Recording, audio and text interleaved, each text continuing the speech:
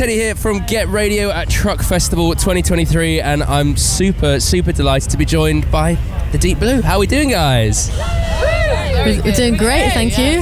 We just had a really wonderful show over at the Nest, so we're feeling great. Yeah, the crowd were awesome. It's just really nice to be here, even though it's pouring with rain intermittently.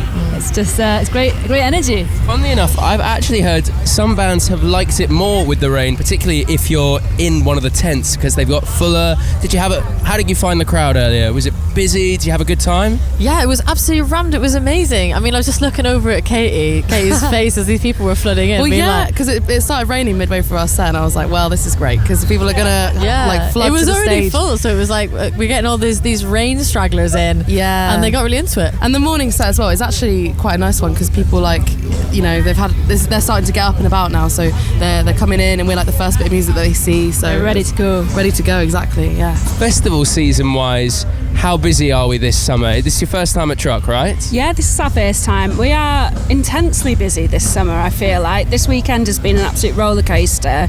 We started off on Friday night, both me and Katie work in schools, so we literally picked up on the bell, racing the kids out of the school doors. Last day of the term as well? Yeah. Okay, yeah. Big things.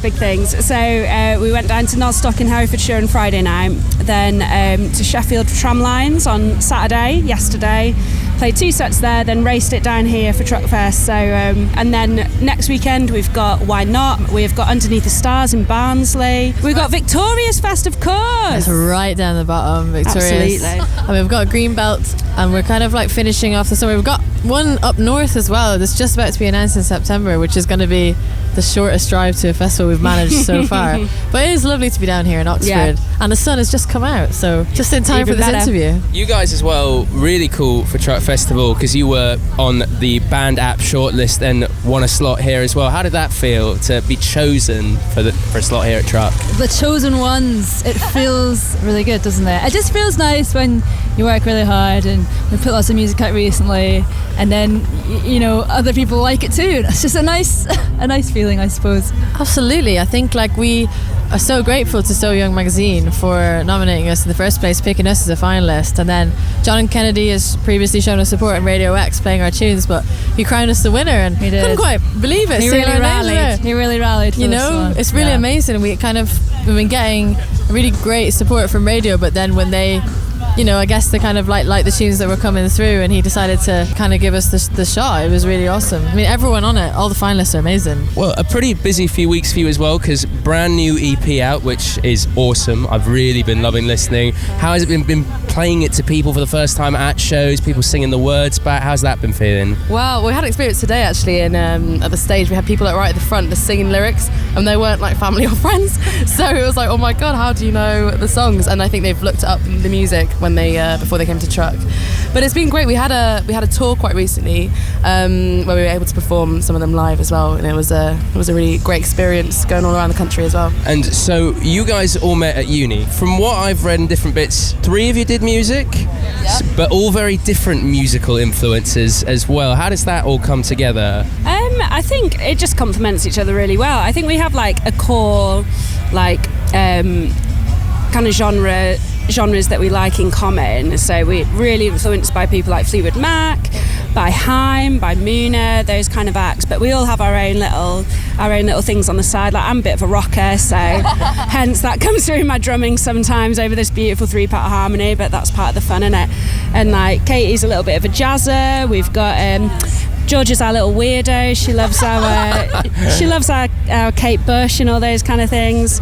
And Niamh is, she's a bit of everything, bit of soul, bit of R&B. There was one we recruited Sophie because we really wanted a female drummer. Heard her playing, went to a show, we were sold immediately. We've got to have Sophie on drums. But George and I knew each other. We knew we wanted to do a kind of an indie folk pop kind of band. Wrote the set in lockdown, and then we were kind of looking for a third singer to complete that 3-part harmony, and a couple of years before, I'd heard Katie singing in an opera workshop at uni and was so blown away by her voice. So I was like, we've got to have her. Reached out. She was like, yeah, we can play the cello.